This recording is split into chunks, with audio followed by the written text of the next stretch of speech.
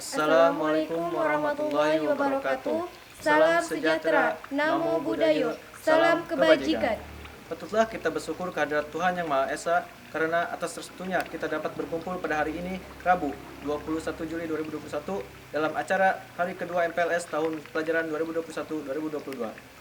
Yang terhormat Kepala SMAN 1 Karanganyar, Ibu Dr. Andes Haji Jamila Sunjana, MSI, yang kami hormati Ibu Bapak Wali Kepala Sekolah, Dewan Guru, dan staf tata usaha, serta tentu seluruh adik-adik kelas yang kami sayangi dalam acara MPLS tahun pelajaran 2021-2022. Bapak, Ibu, dan adik-adik yang berbahagia, untuk mengawali acara pada pagi ini, marilah kita menyaksikan pemutaran video mengenai pencegahan virus corona. Salam. Coronavirus atau yang lebih dikenal dengan COVID-19 adalah virus yang muncul di tahun 2019, lalu menyebar dengan cepat ke seluruh dunia dan menjadi pandemi. Perlu diupayakan langkah sistematis dan tepat untuk menahan laju penyebarannya agar tidak semakin meluas. Salah satunya dengan menerapkan protokol kesehatan secara disiplin oleh semua pihak. So pasti kita semua ingin pandemi ini segera usai, kan? Lalu, apakah gerakan 5M itu? 5M adalah gerakan pencegahan COVID-19 yang dicetuskan pada tahun 2020. Berisi 5 hal penting yang wajib diterapkan oleh kita semua. Karena kelima hal itu diawali dengan huruf M, makanya dinamakan 5M. Ayo kita cari tahu. Pertama, memakai masker. Ketika keluar rumah, sebaiknya memakai masker. Tidak hanya asal memakai masker loh ya. Oh, no, tidak. Bukan seperti itu cara memakainya. Pasang masker dengan benar. Eits, nggak gitu juga ya. Nah, gitu, baru cakep. Gunakan masker menutup sebagian wajah kita dari dagu sampai menutup mulut dan hidung. Serta pastikan tidak ada sela antara wajah dan masker. Kedua, mencuci tangan. Sebelum memakai masker, sebaiknya terlebih dahulu mencuci tangan dengan bersih ya. Bukan mencuci tangan di ember cucian. Cucilah tangan secara merata di seluruh telapak tangan. Pakailah sabun dan cucilah tangan dengan air yang mengalir. Cucilah tangan sesering mungkin ketika hendak melakukan aktivitas apapun dan dimanapun. 3. Menjaga jarak. Karena suatu urusan yang penting, suatu saat kita terpaksa harus keluar rumah. Nah, yang harus diingat jika kita harus bertemu orang lain adalah tetap menjaga jarak minimal 1-2 meter ya. Tapi jangan terlalu jauh juga gitu kali ya. Hehehe. Berikutnya yang keempat, menjauhi kerumunan. Contohnya, jika kita diajak emak-emak tetangga untuk bergosip, sebaiknya ditolak. Karena dikhawatirkan corona akan tersebar saat kita berkerumun. Kan gak asik kalau ngegosip tetangga, udah dosa, kena COVID lagi. Duh, astagfirullahaladzim, jangan deh. Dan yang kelima, mari kita membatasi mobilitas dan interaksi. Apabila tidak ada kegiatan penting di luar rumah, maka lebih baik di rumah saja. Atau jika memungkinkan, kegiatan dilakukan secara online untuk mengurangi interaksi dan mobilitas. Untuk itulah dicanangkan gerakan 5M sebagai salah satu upaya strategis untuk meminimalisir penyebaran COVID-19 di Indonesia. Hadirin yang berbahagia, marilah kita ikuti bersama penyampaian materi mengenai program cara belajar di SMAN 1 Karanganyar oleh Ibu Wakil Kepala Sekolah, Ibu Widiawati MPD. Kami silahkan. Assalamualaikum warahmatullahi wabarakatuh. Perkenalkan, nama Ibu Widiawati, biasa dipanggil Bu Widi. Sebelumnya selamat datang kepada semua peserta didik di SMA Negeri 1 Karanganyar. Tetap jaga prokes walaupun di rumah, dan jangan lupa kalaupun keluar harus tetap menggunakan masker. Hari ini Ibu akan menyampaikan materi tentang perkembangan kurikulum 2013 atau cara belajar BDR di SMA Negeri 1 Karanganyar. karena sekarang masih dalam keadaan new normal atau masih dalam keadaan COVID, maka SMA Negeri 1 Karanganyar masih memberlakukan proses pembelajaran secara PDR atau PJJ. Ya, PDR ini adalah proses pembelajaran yang proses pembelajaran secara daring. Anak-anak tetap di sekolah tetapi menggunakan fasilitas-fasilitas yaitu atau sarana prasarana seperti menggunakan HP atau Android. Oke, untuk selanjutnya kita simak penyampaian tentang perkembangan kurikulum 2013 dan tata cara belajar PDR di SMA Negeri 1 Karanganyar. Terima kasih. Bismillahirrahmanirrahim. Assalamualaikum warahmatullahi wabarakatuh. Selamat pagi anak-anakku sekalian. Hari ini Ibu langsung saja. Hari ini Ibu akan menyampaikan tentang pengembangan kurikulum K13 dan cara belajar daring di SMA Negeri 1 Karanganyar. Terdiri dari 2 materi yang akan Ibu sampaikan. Yang pertama adalah perkembangan kurikulum 2013. Yang kedua adalah cara belajar BDR di SMA Negeri 1 Karanganyar. Kita mulai dari yang pertama tentang pengembangan kurikulum 2013. Pengertian kurikulum pada Undang-Undang Nomor 20/2003.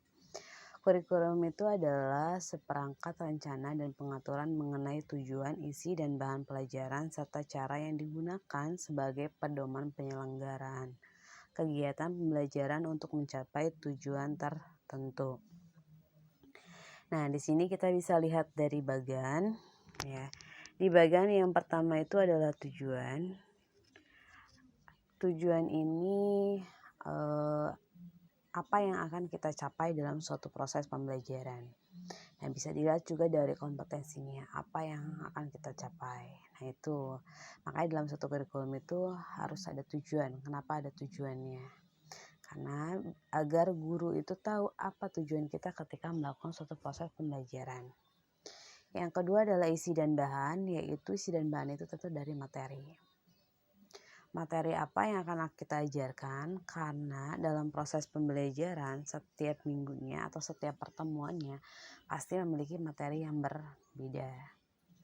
Terus yang ketiga adalah cara atau prosesnya. Nah, di sini adalah proses pembelajarannya. Proses pembelajaran, setiap guru memiliki proses pembelajaran yang berbeda-beda. Artinya cara belajar yang berbeda-beda. Disesuaikan dengan silabus atau RPP-nya. Nah, dalam suatu pengembangan K13 itu banyak sekali metode media yang bisa digunakan dalam proses pembelajaran. Nah, itu biasanya Ibu dan Bapak guru menyesuaikan dengan keadaan kompetensi dasarnya atau tujuan yang akan kita capainya. Nah, yang terakhir ada pengaturan, yaitu di situ ada penilaian.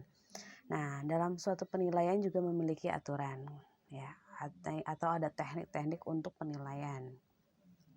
Penilaian dalam K13 itu terdiri dari 3. Yang pertama itu adalah kognitif, di mana kognitif itu kita bisa ambil penilaiannya dari ketika melakukan proses pembelajaran. Bisa dari pretest post-test, ulangan harian, penilaian tengah semester, penilaian akhir semester, atau penilaian akhir tahun.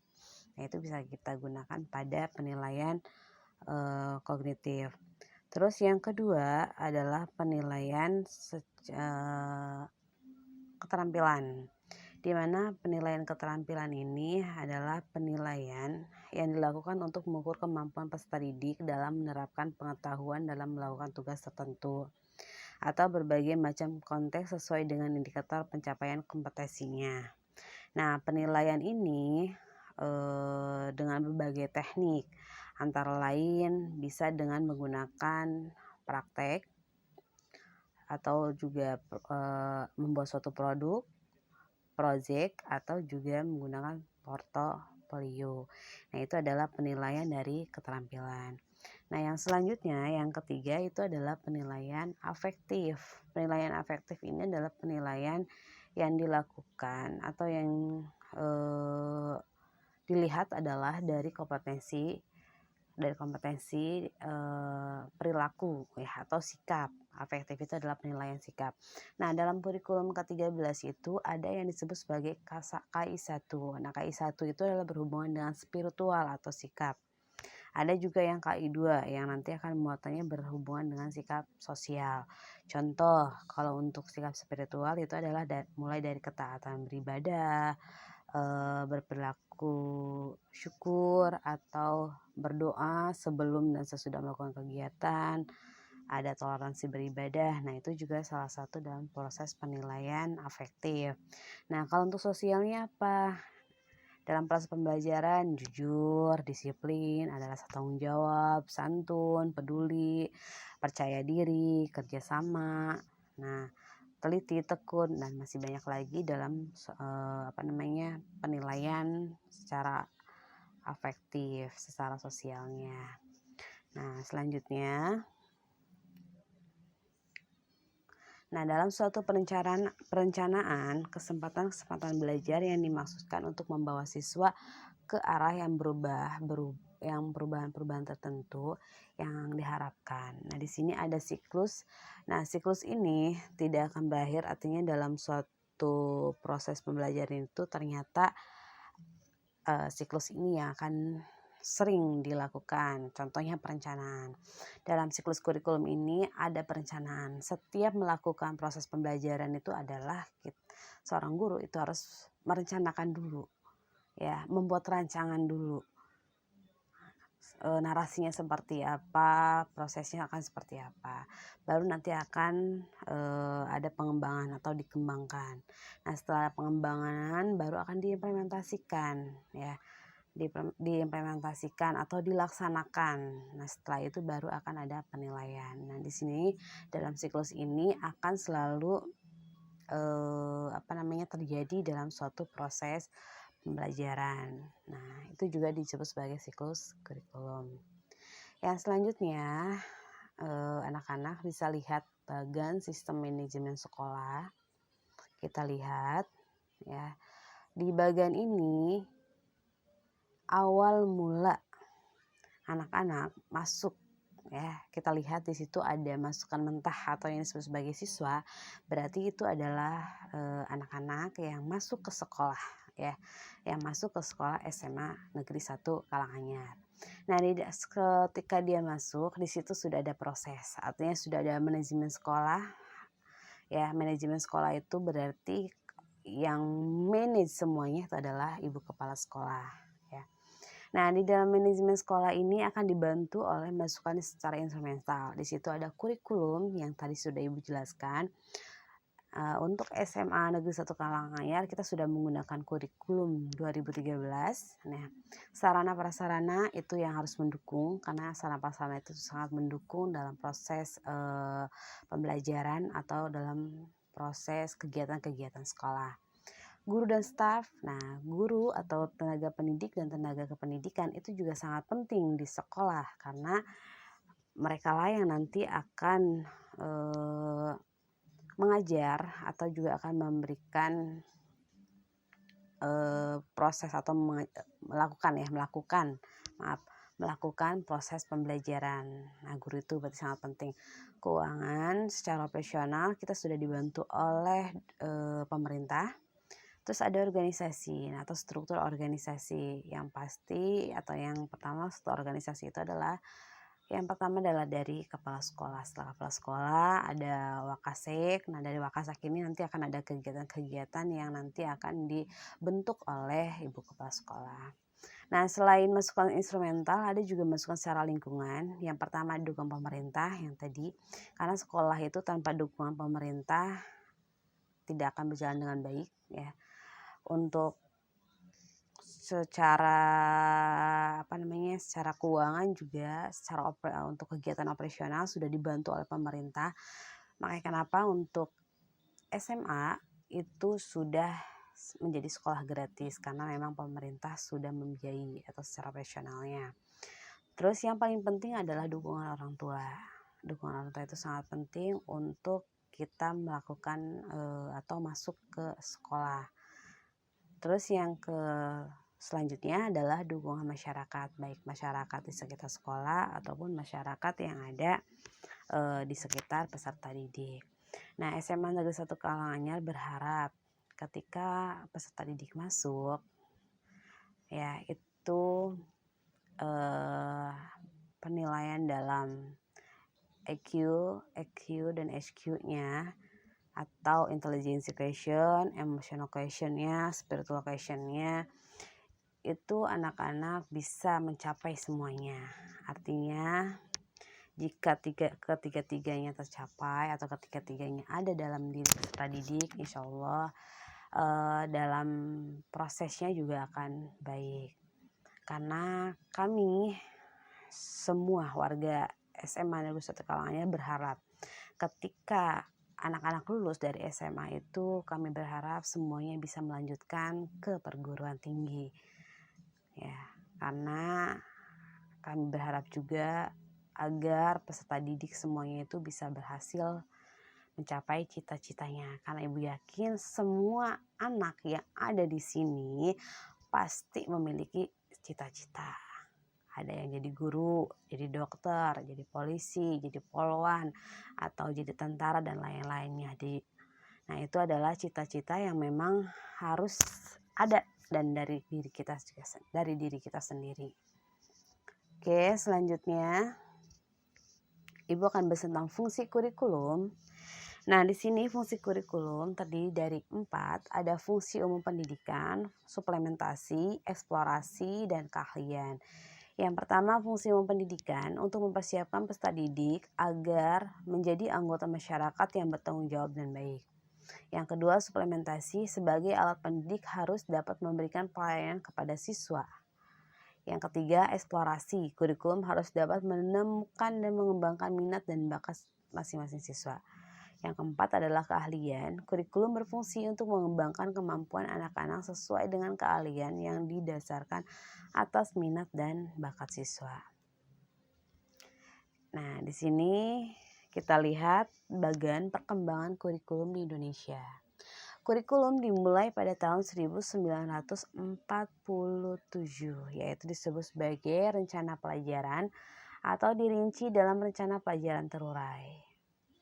Selanjutnya pada tahun 1964 dirubah menjadi rencana pendidikan sekolah dasar. Ya, pada tahun 1968 menjadi kurikulum sekolah dasar. Tahun 1973 kurikulum berubah menjadi kurikulum proyek perintis sekolah pembangunan atau yang disebut sebagai PPSP. Nah, pada tahun 1975 ternyata berubah lagi atau kembali lagi menjadi kurikulum sekolah dasar. Pada tahun 1984 itu menjadi kurikulum 84. Berubah lagi pada tahun 1994 menjadi kurikulum 94. Berubah lagi direvisi kurikulum 94 itu pada tahun 1997.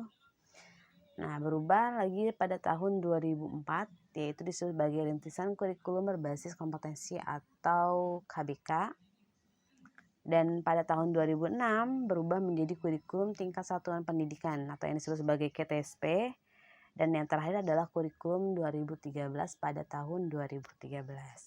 Nah, kurikulum 2013 ini masih kita gunakan pada sampai saat ini. Ya, dilanjut yang kedua yaitu cara belajar di SMA Negeri 1 Karanganyar.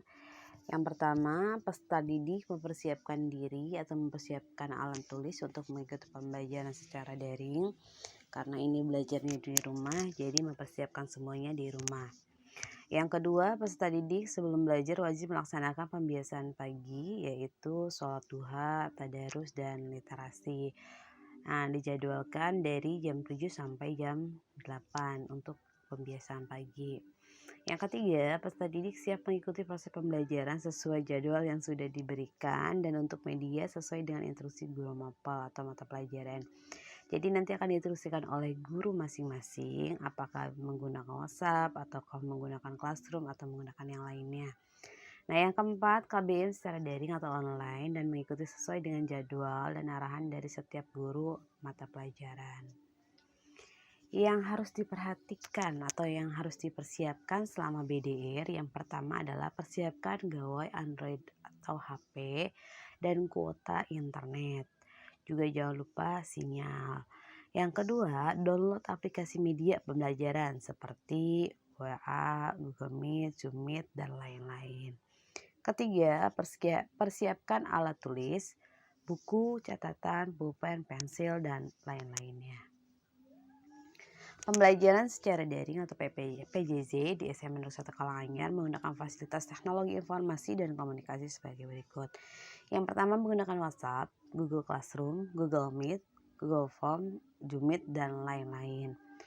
Nah, untuk WhatsApp ini semua peserta didik wajib punya grup WhatsApp karena semua peserta didik nanti akan masuk ke dalam grupnya masing-masing. Jadi wajib ini punya WhatsApp. Terus selanjutnya grup kelas BDR SMA Negeri 1 Karanganyar. Nah, untuk grup yaitu yang pertama ada grup kelas 10 MIPA, maaf. Kelas 10 MIPA, karena kelas 10 MIPA itu hanya ada satu, berarti hanya ada satu dalam satu grup itu. Terus yang kedua adalah grup kelas 10 IPS 1, IPS 2, IPS 3 itu adalah dalam satu grup yaitu kelas 10 IPS. Yang ketiga kelas 11 MIPA 1, MIPA 2 dalam satu grup. Dan yang grup keempat ada kelas 11 IPS 1, IPS 2, dan IPS 3.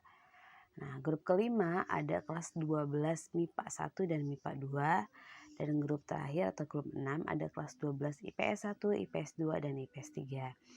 Nah, untuk grup ini semua peserta didik wajib masuk ke dalam grup BDR. Yang selanjutnya ada tata tertib peserta didik selama belajar dari rumah atau BDR di SMA Negeri 1 Karanganyar yang harus diperhatikan oleh semua peserta didik. Nah, kewajiban peserta didik yang pertama, setiap peserta didik wajib memberikan laporan kegiatan sholat duha, tadarus, dan pembiasaan pagi, yaitu gerakan literasi atau GLS. Dan persiapan belajar online daring dengan cara mengisi form atau absen yang telah disiapkan oleh wali kelas masing-masing melalui grup WhatsApp. Yang kedua, proses pembelajaran dilaksanakan pada hari Senin sampai dengan Kamis, itu mulai dari pukul 7 sampai dengan 14.30. Hari Jumat pukul 7 sampai dengan 14. Yang ketiga, selama proses BDR berlangsung, pakaian peserta didik wajib menggunakan seragam sekolah yang ditentukan oleh sekolah. Di antaranya, hari Senin, Selasa itu menggunakan putih abu-abu, hari Rabu dan Kamis atasannya batik sekolah, bawahnya abu-abu, hari Jumat yaitu pramuka. Keempat, peserta didik harus dalam posisi siap untuk belajar atau duduk, jadi jangan tiduran. Nah, yang kelima, semua peserta didik wajib memasang foto sendiri, wajah tampak jelas tanpa diedit, serta menggunakan nama yang sesuai dengan absensi kelas pada profil WhatsApp. Nah, jadi itu wajib ya, harus menggunakan foto sendiri dan nama sendiri. Nomor 6, peserta didik menjaga sopan santun dan tata krama berkomunikasi baik dalam grup pembelajaran maupun berkomunikasi dengan peserta didik ataupun dengan guru. Yang ketujuh, peserta didik yang tidak menjaga etika berkomunikasi akan langsung mendapatkan pembinaan oleh wali kelas dan sampai dengan pemanggilan orang tua atau wali. Yang kedelapan, selama menjadi peserta didik di SMA Negeri 1 Karanganyar diharapkan tidak mengunggah konten-konten negatif dalam grup WA sekolah maupun media sosial seperti WhatsApp, Instagram, Facebook, Twitter, Telegram, dan lain-lainnya demi menjaga nama baik SMA Negeri 1 Karanganyar. Yang 9, peserta didik wajib mengisi absen kehadiran dengan cara mengisi form atau absen yang telah disiapkan oleh guru mata pelajaran melalui grup PDR. Yang 10, peserta didik yang berhalangan hadir dalam proses pembelajaran wajib menyampaikan hal tersebut pada wali kelas atau pada guru mata pelajarannya melalui WA pribadi dan melampirkan bukti surat yang ditandatangani oleh orang tua. Yang ke-11, untuk pengumpulan tugas harus mencantumkan identitas siswa dengan lengkap. Di antaranya nama lengkap, kelas, mata pelajaran, tanggal pembelajaran, dan judul tugas. Yang ke-12, ketentuan pengumpulan tugas kepada guru mata pelajaran dilakukan pada jam pembelajaran. Yang ke-13, peserta didik yang tidak mengikuti tugas-tugas dalam proses pembelajaran akan langsung mendapatkan pembinaan oleh wali kelas sampai dengan pemanggilan orang tua atau wali. Terus yang selanjutnya, yang ke-15, apabila terdapat kendala teknis, peserta didik dapat langsung berkomunikasi dengan wali kelas masing-masing. Yang ke-16, peserta didik diharapkan berperan aktif dan kreatif demi terciptanya pembelajaran yang ceria, cerdas, eksploratif, religius, dan inspiratif dan adaptif. Nah, itu saja materi dari Ibu untuk hari ini. Ya, itu saja yang Ibu sampaikan, materi perkembangan K13 dan tata cara BDR di SMA Negeri 1 Karanganyar. Kurang lebihnya Ibu minta maaf. Sebelumnya ada tugas mandiri dari Ibu. Nah, tugas ini kerjakan di kertas lembar. Setelah sudah selesai, difoto, baru nanti dikirim lewat WA. Terima kasih untuk hari ini. Assalamualaikum warahmatullahi wabarakatuh. Terima kasih Ibu Widiawati MPD atas sambutannya. Acara selanjutnya adalah penyampaian materi mengenai budaya sekolah oleh Ibu Wakil Kepala Sekolah DRA Endang Wahyuni. Kami persilahkan. Assalamualaikum warahmatullahi wabarakatuh. Selamat datang anak-anakku di SMA Negeri tercinta, SMA Negeri 1 Karanganyar. Anak-anakku izin memperkenalkan diri. Nama Ibu Endang Wahyuni. Ibu diberi amanah oleh Allah Subhanahu wa Ta'ala sebagai Wakil Kepala Sekolah Bidang Humas. Pada kesempatan ini, Ibu akan memberikan materi tentang budaya sekolah. Ibu harapkan kalian bisa mengikuti dengan baik, dengan penuh disiplin dan tanggung jawab. Selamat mengikuti. Assalamualaikum warahmatullahi wabarakatuh. Baiklah anak-anakku, Ibu akan memberikan sedikit gambaran tentang budaya di sekolah kita, yaitu di SMA Negeri 1 Karanganyar. Di SMA Negeri 1 Karanganyar, program budaya sekolah diterapkan sebagai pembentukan sikap dan perilaku semua warga sekolah, khususnya pada siswa. Adapun budaya sekolah di SMA Negeri 1 Karanganyar itu ada 5 garis besarnya saja ya. Yang pertama adalah gerakan literasi sekolah atau yang kita kenal dengan GLS, kemudian kegiatan ekstrakurikuler, nanti banyak apa saja nanti kita jelaskan, kemudian kegiatan pembiasaan pada awal dan akhir proses belajar mengajar, lalu yang keempat menetapkan tata tertib sekolah, dan yang kelima ada penanganan khusus di SMA Negeri 1 Karanganyar. Oke, kita lanjut ya. Nah, kita ke budaya yang pertama. Budaya sekolah yang pertama adalah gerakan literasi sekolah atau GLS. Ya Allah, semoga pandemi virus corona cepat berakhir sehingga kita bisa belajar dengan cara pembelajaran tatap muka. Oke, anak-anakku, insya Allah nanti kalau sudah pembelajaran tatap muka dibuka atau dimulai, maka di SMA Negeri 1 Karanganyar kebiasaannya, budayanya sebelum PBM, apa sih PBM? Proses belajar mengajar dimulai, diadakan dulu budaya membaca selama 15 menit. Buku apa saja yang dibaca di luar buku pelajaran sekolah, termasuk mengaji.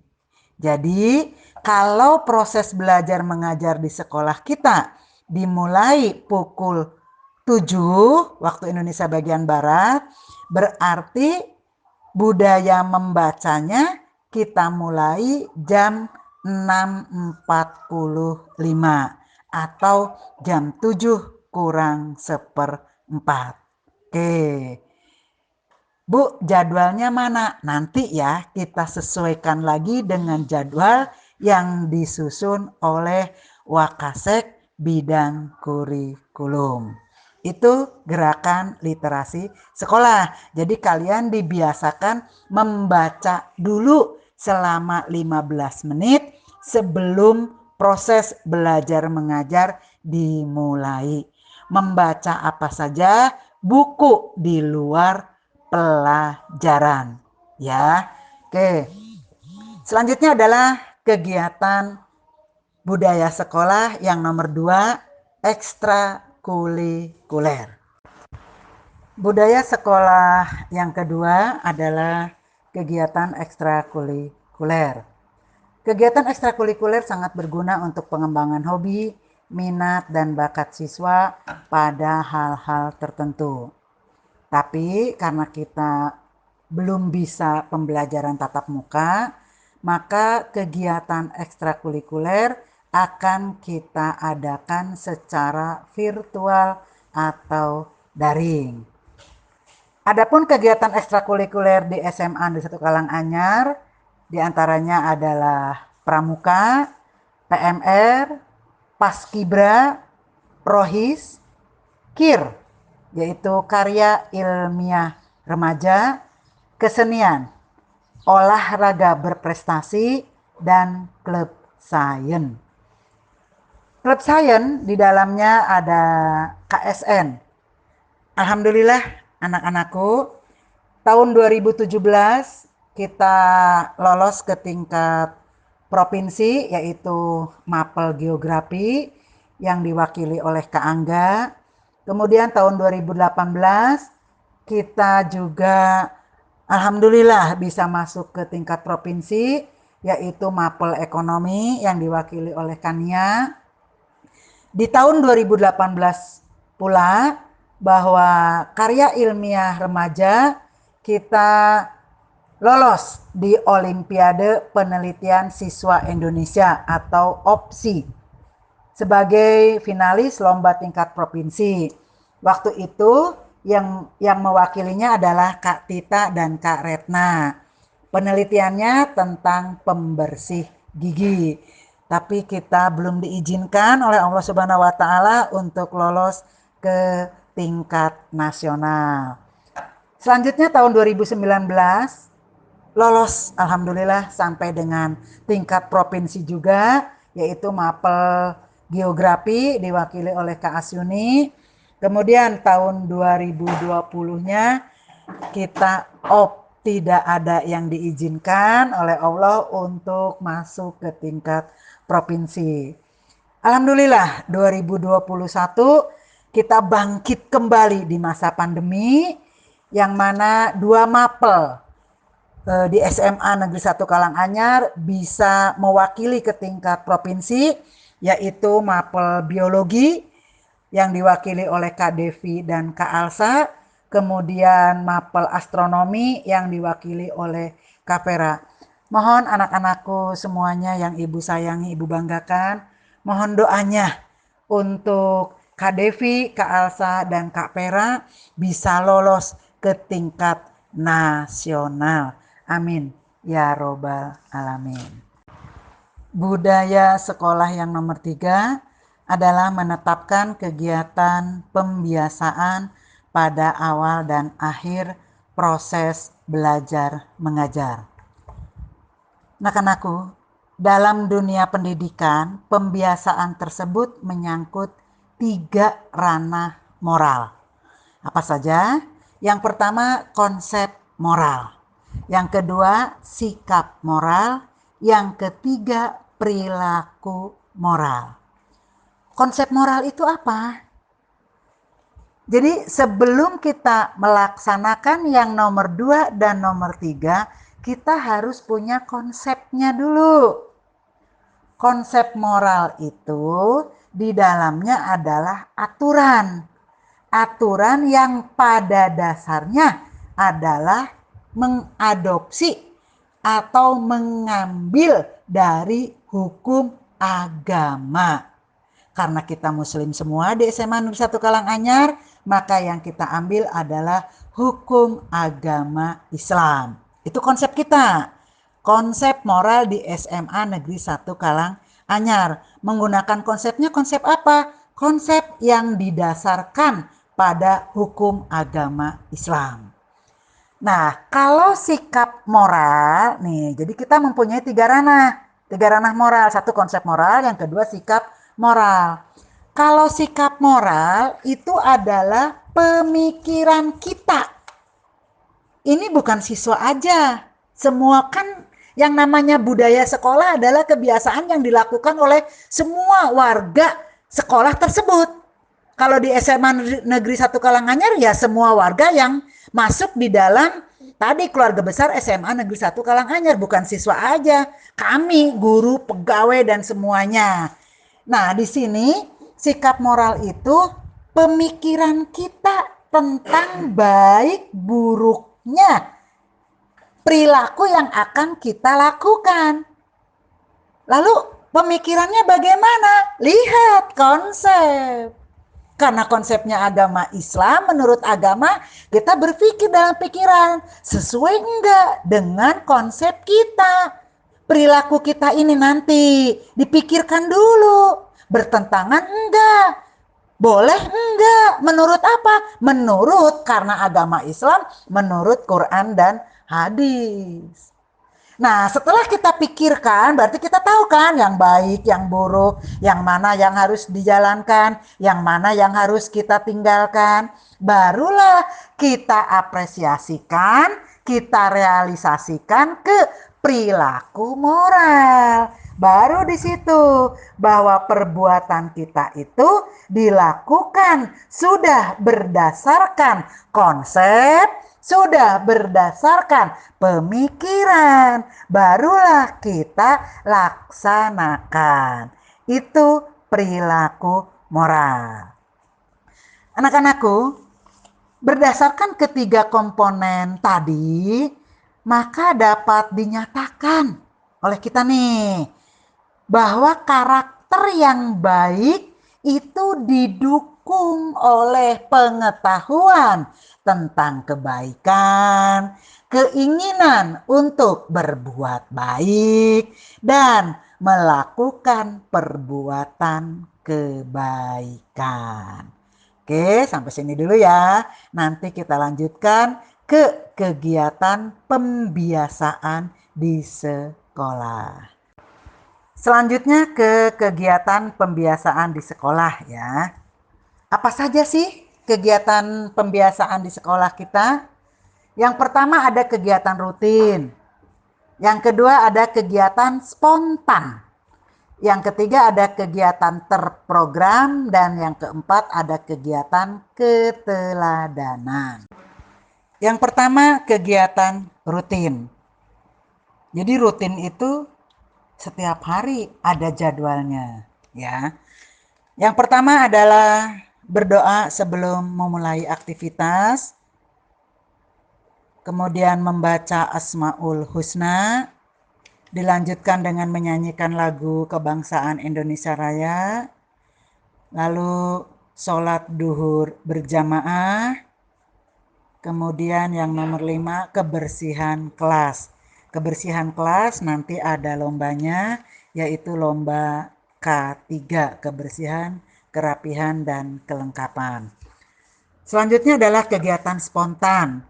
Kegiatan spontan itu mengucapkan salam setiap bertemu dengan orang lain, baik itu kepala sekolah, guru, staf tata usaha, pegawai, pokoknya dengan lingkungan masyarakat pun kita harus membiasakan dengan mengucapkan salam.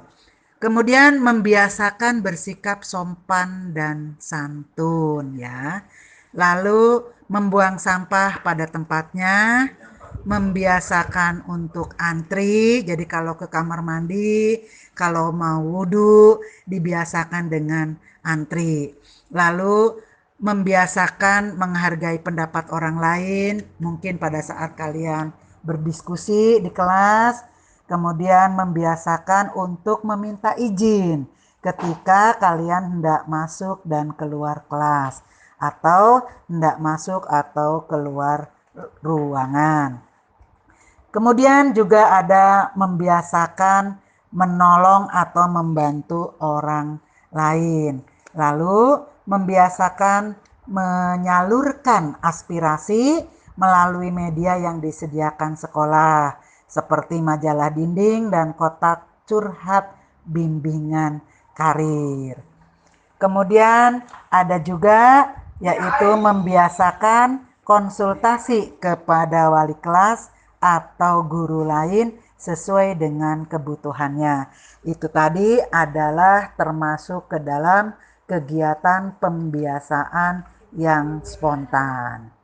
Kemudian ada kegiatan yang terprogram. Apa saja terprogram? Itu terprogram di kegiatan sekolah, ada di kegiatan kesiswaan, ada di kegiatan kurikulum. Yang pertama adalah kegiatan terprogram itu insya Allah ada kelas meeting, kemudian memperingati Hari Besar Nasional dan Hari Besar Agama, lalu kegiatan lomba mata pelajaran untuk mempersiapkan ke KSN, kemudian ada kegiatan pentas seni di akhir tahun pelajaran, kemudian ada kegiatan perkemahan. Itu kegiatan yang terprogram. Selanjutnya adalah kegiatan keteladanan. Apa saja kegiatan keteladanan? Ini menyangkut tentang disiplin ya. 1. Membiasakan untuk berpakaian rapi. Kemudian membiasakan untuk datang tepat waktu. Membiasakan berbahasa dengan baik. Membiasakan rajin membaca. Kemudian kita juga harus membiasakan untuk bersikap ramah. Itu 4 kegiatan pembiasaan di sekolah kita. Kegiatan rutin, kegiatan spontan, kegiatan terprogram, dan kegiatan keteladanan. Alhamdulillah anak-anakku, Ibu sudah menjelaskan tentang budaya sekolah di SMA Negeri 1 Karanganyar. Yang pertama adalah tentang gerakan literasi sekolah. Yang kedua, kegiatan ekstrakurikuler. Yang ketiga, tentang kegiatan pembiasaan pada awal dan akhir proses belajar mengajar. Selanjutnya adalah yang keempat, yaitu budaya sekolah, menetapkan tata tertib sekolah. Dalam menetapkan tata tertib sekolah, ini disesuaikan dengan bidangnya masing-masing. Bagaimana caranya?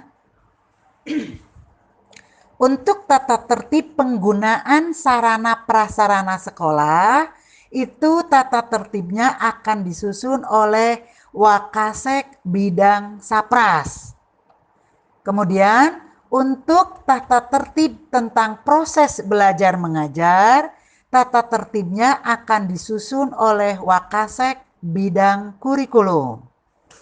Selanjutnya tata tertib tentang disiplin siswa itu akan disusun oleh Wakasek kesiswaan dibantu oleh guru-guru BK.